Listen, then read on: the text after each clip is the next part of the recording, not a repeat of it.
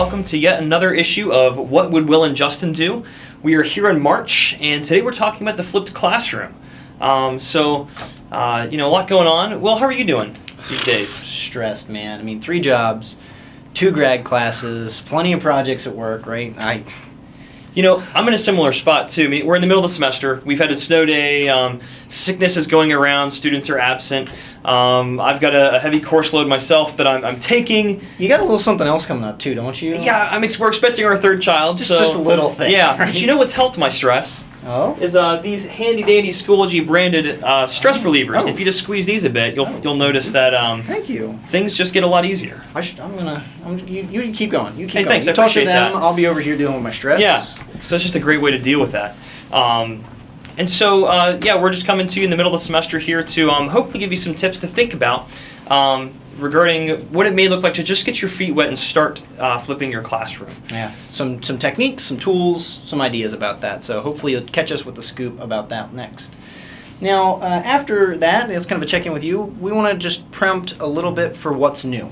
One of the things that we've been working on is internally as an office, we've been working to provide better training altogether for the eCampus, and specifically in the student and the faculty realm. So there's a lot more coming on the faculty side long term, but for our students, we've actually just rolled out a new piece of training that's available to them. It kind of really boils it down to the 4 main pieces of, kind of getting into eCampus, navigating, communicating, assignments and discussions, and quizzes, 4 modules. So you should see an overlay of that, and hopefully that'll be a helpful tool. You can point your students to it. Just send them to the courses drop-down list, eCampus guide, student training, if you need them to be to have that extra support. Yeah.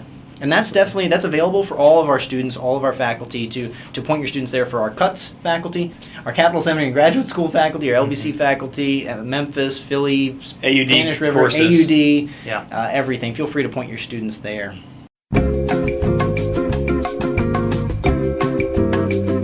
All right, well, here's the scoop. The shake this week, Charlie's had a wonderful buy one, get one free. So here we are. Yeah, it's very, very rewarding. I'm enjoying this one. Cookies and cream. Mint chocolate chip here. There you go. There's a favorites. Again, thanks to our unofficial sponsor, Charlie's. This month we're talking about flipping the class. I think the first question we need to ask is, why should you flip your class? We recently had a snow day. You might be out sick. You got something coming up. Oh yeah, having a baby. Yeah, there you go. Maybe that's you too. Perhaps you're out of town at a conference. Right. And you want to be able to meet with class too if you have some time. So we want to explore just a few easily accessible activities that you can use with basic tools in Schoology to start to get your feet wet. And we recommend starting small and just seeing if this is an appropriate fit for your class. So one thing you will notice is the idea of thinking of blended or flipped learning not as tacking on technology to what we're already doing, but rather leveraging the strengths of each modality. And to really weave this interconnected piece, there's some really excellent opportunities that we have here for our students. And we like to say, behind Flipped Classroom, there's a lot of philosophy. There's a lot of pedagogy that's gone into creating this method, and we don't want to really unpack that today. In a sense, we'll try and give you some snippets, but the 5 items we're about to show you are direct activities that you can start doing in your classroom next week, taking something you already do and just preloading it or post-loading it, in a sense, to eCampus, right? You're taking something that's going to happen in your classroom, putting it on eCampus for the students to either work on before your class coming currently or as a result of your class to maybe prepare for the next one. That's the, I guess, big idea of Flipped Classroom into a nugget for you. Absolutely. So as we look at the first one, we want to look at what it is to use mini lectures online. The benefit of putting lecture here is that you allow your students to be able to watch, rewatch, process things before coming into class, prepare for them after class, etc. And here's our 2 examples for using this. One is to use the Schoology video recorder, which you're seeing here now. This video recorder is a good tool for preparing materials, either lecture, to go with your instructions, or it's something that you can put up through the updates tool, to post regular information to your students. And I'll take a brief moment here to kind of talk to this idea that I'm thinking through. We're all pretty familiar with, I think, podcasts. Podcasts are a tool that we use usually in a 10 to 30 minute medium. to present scholarly information. Sometimes they're just chats, but many times podcasts are actually fairly informative. Now, in our students' generation, they're using a tool called Snapchat. And Snapchat is 30-second sound bites that they're messaging to each other all the time. Let's bring these two ideas together.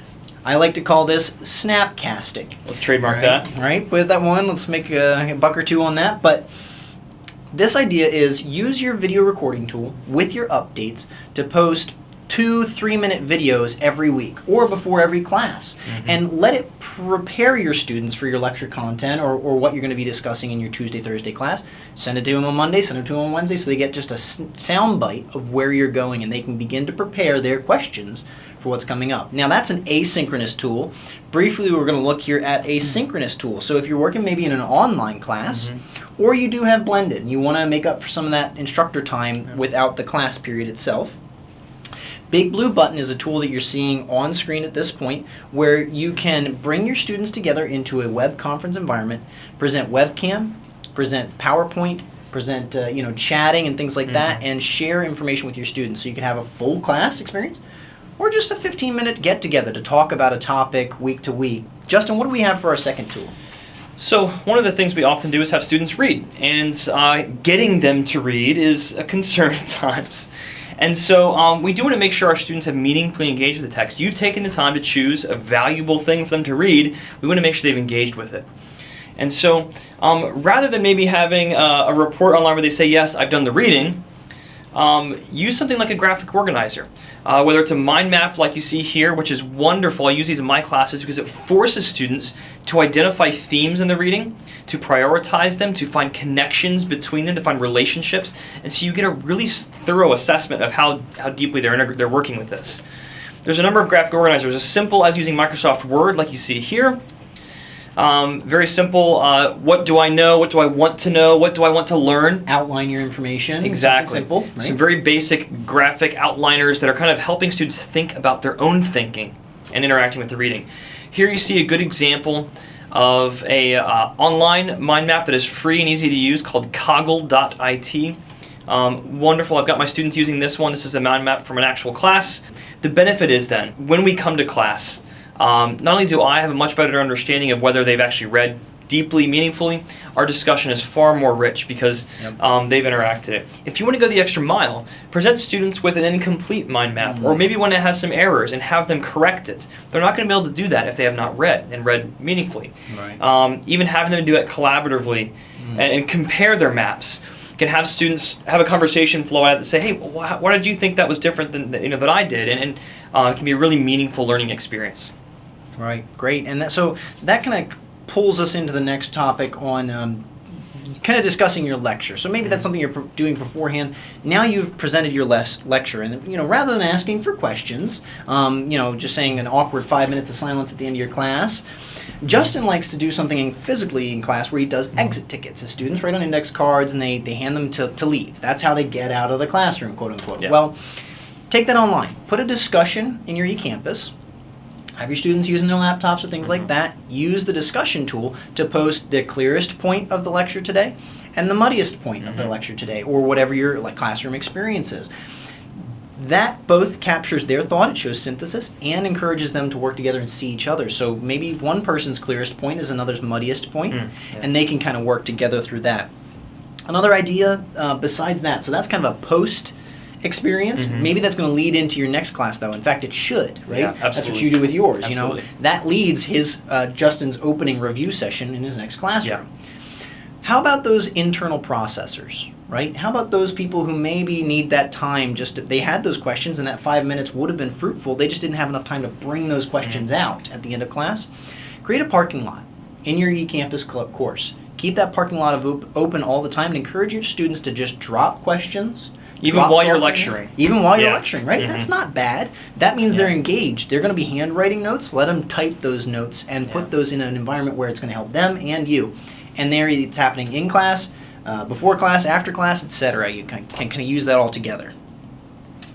All right, so next is the idea of peer review, and we're going to maybe frame this in a way that is a bit different. And so when you have students writing a paper, perhaps a position paper or a topic of some sort, or another sort of project, commit class time to having them peer review. So use just a basic discussion forum to have them share the paper. Now, they're not going to do the peer review there. It'd probably be a bit difficult that way. So what you do is have students prepare comments, prepare their critique, whatever it is, and then in pairs, they share what they found, how their partner can improve their paper, and you do this before it's turned in. The benefit of this, though, is you can walk around. You're there. You can walk around through the class, step in where you need to, or just observe where you need to, and then as well, students are going to see other people's ideas, and you can have a follow-up conversation after this to say, hey, how did reading this person's paper, although it was different than yours, how did it make you think differently about your own paper and in your own conclusions? So that can be a really fruitful experience. Again, that's just a basic discussion forum. Easy. One tool, advanced focus. Now, taking that discussion tool the next step. Give your students, if you're doing group project work, or even if you just kind of associate students for smaller learning, put cohorts together, right? Let them work together throughout the semester on their homework, or buddy them up. Get them working together, whether it's for a project or just to be in group work. Well, create groups in Schoology, in eCampus, using a discussion and individually assign. Individually assign is a tool on discussions where you can set 4 people to one discussion. It's private.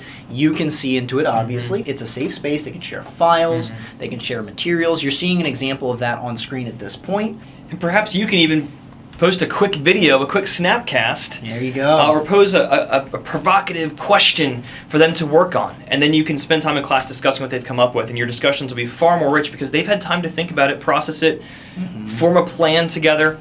And so it's really, again, maximizing the time you have face-to-face. The last thing on this that I'm going to talk to in just general tips for flipped classroom, think of online and face-to-face as an organic experience. Bring them together. The online does not have to be, oh, just go online and, the real class will happen on Tuesday, Thursday, right? Yeah. The online component is the real class. So treat it that way, enjoy that marriage of these two tools and these two modalities, and make the most of them. Any thoughts to close? I would say probably the piece that has helped me visualize this most is to think of these as connected. So think of it as pre-class, in-class, post-class. So pre-class, that's where we put our mini lectures and introduce new concepts. Then when you're in class, you can discuss it. Make sure that if there's any gaps in their understanding as they talk, you're like, oh, we need to address this. We need to make sure everyone's on the same page. You can do that there. You can develop that learning, build on it. Right. And then after class, you extend their learning.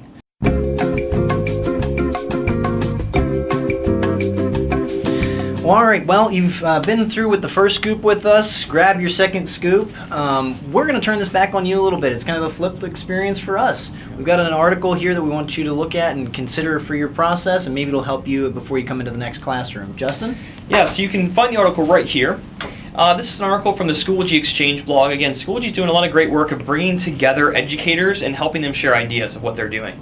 So this article is called A Path to Successful Flipped Instruction and 2 Easy Ways to Get Started. What I really appreciate is this is just a teacher who before was a self-confessed technophobe. She was afraid of this, and now she's successfully flipping her classroom and gives some really nice tangible tips to get started. So we recommend that. Are you talking about our interview from the field? No. You're talking about another This instructor. is another instructor Gotcha. who was a bit afraid of technology and now sailing along quite well. So we're not alone. There's plenty of us out there. Yeah.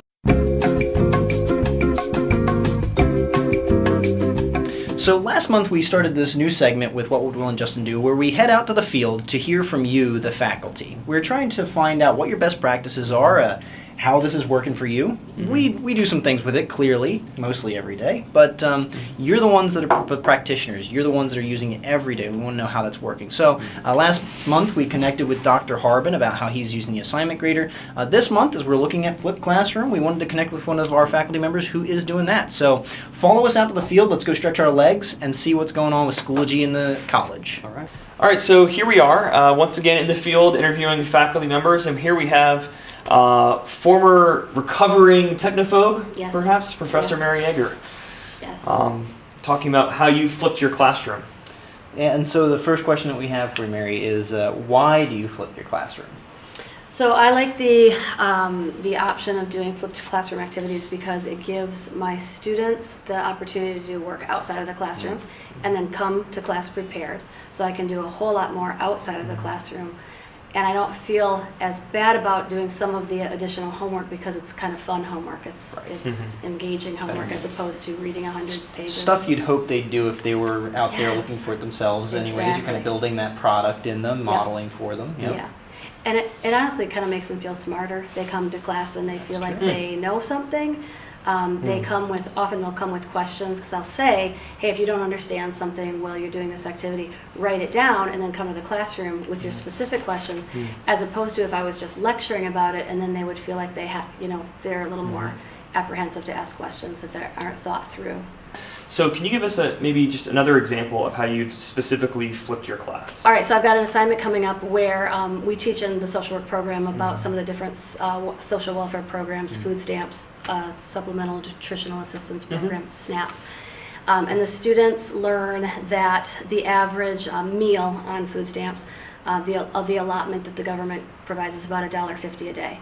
So they have they take their own $1.50, and I give them a map of an area in the city where it's more difficult to buy, say, healthy foods, and they have to go look for and purchase a meal for $1.50 that is healthy, and they have to figure out the nutritional value and can they afford it. They can go as a team, and they can each take their $1.50 and kind of combine it. So maybe they have 3 students together and they have closer to $5 to spend. They're going to videotape it. They're going to videotape their experience. So it's a little bit more fun, and then they're going to post it in a media album so the other classmates can go on and look and see what were other people's experiences. I have heard later that these are the types of activities that the students remember 5 years later, as opposed to reading about it or watching a video about it. They're actually interacting. And they love it, they have fun with it, and then when they come back, we get to talk about the ramifications of that, what it's like for the clients, how could we improve this policy, or what needs to be changed. So then you have that critical thinking stuff that happens in the classroom after they've already had the experience that feels now real to them. So. Something like that has been really super helpful. What would you say is your experience? Like, how has this impacted you, teaching this way? Yeah, I would say it saves me tons and tons of time because, well, my favorite thing is I can create a really awesome assignment and use it again from year to year. Save it to resources, re-upload it the next year, update a few things with relevant, current event type stuff. And I'm not saying that I'm doing that to get out of work. I'm saying that because then I can focus my time on, keeping current myself with things. So that saves time. And of course, I already alluded to this. It gives me more classroom time to talk about the things that I want to talk about and not have to slow down to kind of explain experiences because they're experiencing things themselves. Well, that's incredibly helpful. Thank you for sharing. Sure. Your experiences. I'm sure many others can do the same thing. We have different disciplines. Obviously, social work may be bent towards experiences, but I think we can do a lot of experiential learning in different disciplines as well. So that's really helpful. Well, I love it, and thank you for bringing it. It's been a pleasure hearing this feedback from the field at this point, and we'll look forward to the next time. Okay, thank you. Thanks.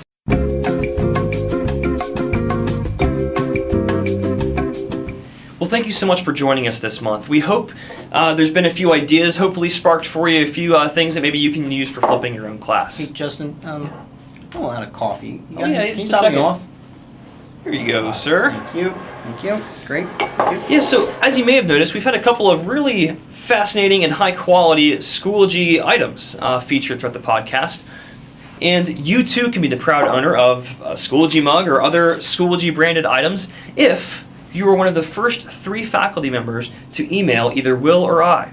So the first 3 get some surprise Schoology swag. That'll be great. Thanks for joining us in that regards, and that's kind of our thank you for keeping up with us, and hopefully you can kind of enjoy one of those little pieces of Schoology swag. Make sure, as always, to catch us on Twitter, at Willingworthy and at Justin Harbin. And that's really a wrap for us this month.